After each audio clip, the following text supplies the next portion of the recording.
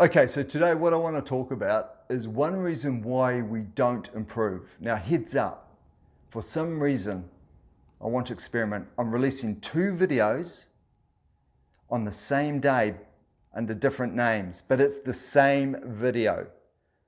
So if you've seen my video that I've released today and this intro sounds familiar, it's the same video. So you've already watched it. So what I want to focus on today is why we don't improve. And one of the reasons why we don't improve is because when we adopt something new, in doing that, our behavior isn't robust enough to keep all the other good behaviors or the other improvements stable as a foundation. So let me give you an example of what I mean. What this example is about is how we might take another improvement on board, but our lack of discipline adhering to everything else that gives us the level of performance we have, the foundation to improve, erodes. For example, and this is the title of the other video, why fat burners don't work. There's one reason, maybe among others, but there's one key reason why fat burners sometimes don't work for people, and that's this. It's nothing to do with ingredients or the product itself, but it's the fact that when some people start taking a fat burner, and when I say some people, I'm saying I'm included in this. This is where that experience comes from. I only share what I've personally experienced. When I've tried a fat burner, then my discipline to eat clean subsides a little bit. Because for some messed up reason, I think because I'm taking the fat burner, I can be a little bit looser on some of what I take in nutritionally, because the fat burner is going to take care of it. Instead of taking one scoop, I'm going to take 2 scoops today to counter it. So all of a sudden, that discipline I had about eating clean and the benefits that were coming out of that should be the foundation for a new improvement, maybe the fat burner, is eroding. So I'm not going to get an improvement. I might even get reversal.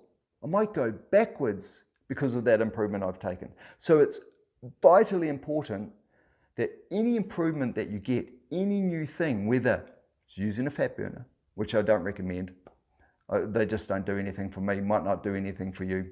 See if it works or not. Don't waste your money if it doesn't.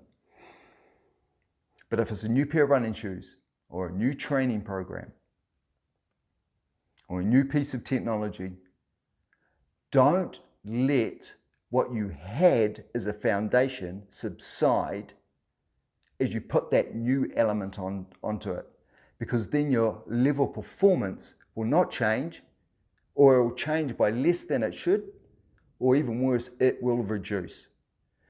Anything new you adopt has to be on top of all the good stuff you've done before. You can't let that erode. Otherwise, it will take away from that new improvement. Now, that's not to say you can't change your foundation. If you get up every morning, say you're a runner, and you do mobility exercises, you do strengthening exercises, you do flexibility exercises, and you've come across something new, maybe a massage gun that you want to use 10 minutes every morning, and you've got to the point where you're doing too many things in the morning, sure, take some things away to make sure that you're only spending half an hour covering all those things if that's the only time you've got allotted. But take away only the thing that you know isn't benefiting you. You've tried it for months and you're doing it just out of rhythm, just out of habit, rather than it's actually contributing benefit. Because that way, when you take it out of that foundational block, the way you're currently performing, it's going to have nil effect. But if taking any new improvement becomes a distraction for something that is benefiting you in that foundation, then you're not going to get what you're looking for. And that is a key reason why we don't improve. Another reason why we don't improve is we get really good at that improvement that we've just done. So for example, you know how to get from 80 kilograms down to 75 kilograms. What's that in pounds? 176 pounds down to, let's say, 160 pounds. But because you get so good at that, when you get down to 160 pounds, And say you want to go that little bit further. You want to get down to 155. Now, I'm not advocating weight loss. What I'm talking about is really composition change. You're starting to shred some of the fat for whatever reason. But you get so good at that first loop that you end up repeating it. You self-sabotage and you repeat it over and over again. You get down to close to where you could be, and then you go back. And then you get down to it and you go back. Because you get so good at that improvement cycle.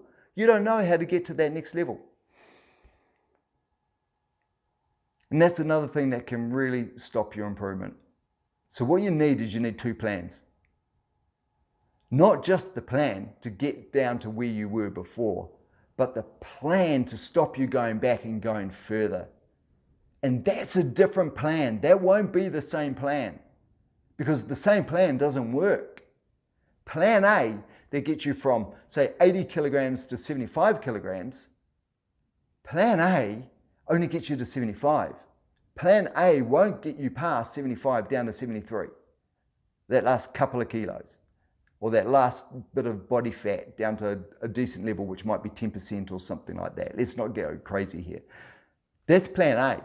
You need plan B. And you already know what the answer is. That's the kicker. You know why you regress. You know why you go back. And if you don't, you need to think about it, because the answer is within you. It's not going to be somewhere else. But let's come back to the point of this video. One of those two reasons could be why you're not improving. And you need to be honest with yourself. Look, I don't need you to follow any of this advice, but I need me to follow this advice. I need to follow this advice. Only you know whether or not you need to follow this advice.